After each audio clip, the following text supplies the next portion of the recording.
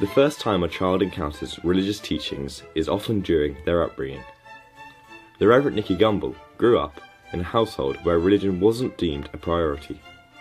In 1990, he took over the running of the Alpha Course, an evangelistic program designed to introduce the basics of the Christian faith in a way that is accessible and relevant. Today, the Alpha Course is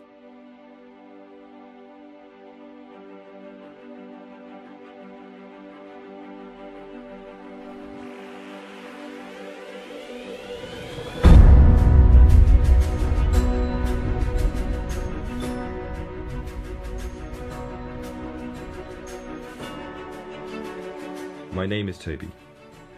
I don't know quite what I think about God, whether he exists, what powers he may have, or if he should be important to me. I was brought up to believe he should. That's what my family told me.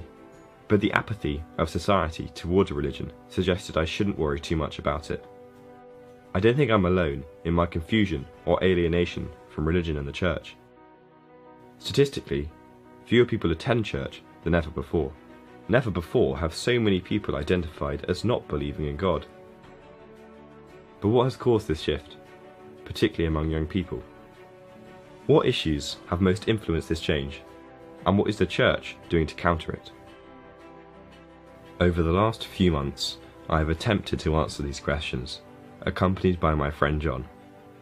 I have spoken to youth workers, religious leaders, atheists, and academics.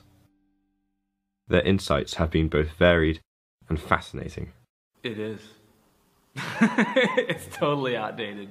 Religion is definitely outdated. I mean, look at where we're sitting. Yeah. I mean, I can't see many things in this building that are less than 100 years old, you know?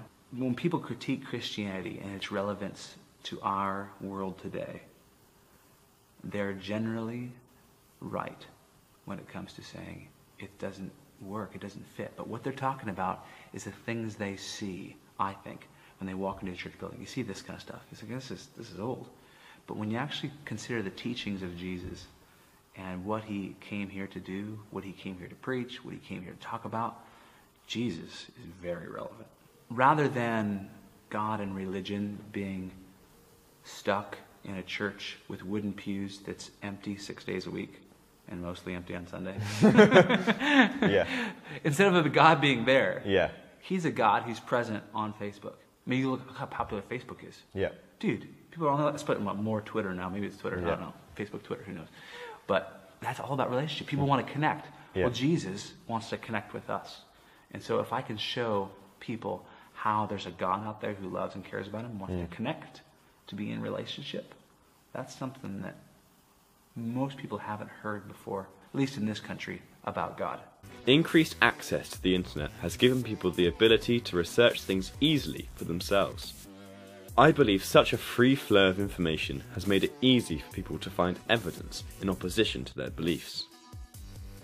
The internet can provide for this discovery, in part by giving access to scientific information. In 1610, Galileo Galilei's proof of heliocentrism culminated with his trial and condemnation by the Roman Catholic Inquisition, and in 1616 it was declared that heliocentrism was heretical. Heliocentric books were banned, and Galileo was ordered to refrain from holding, teaching, or defending heliocentric ideas.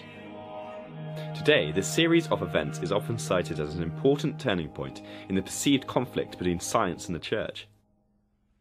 In our survey, 76% of under 25s who consider themselves to be atheists cited the religion-science conflict as having affected their decision not to believe in God. In my view, the arguments for atheism are much more convincing, but I often question myself about whether this is just because of cultural and peer pressure. Regardless, new atheism is on the rise. For me, making this documentary has revealed massive nuances within the subject.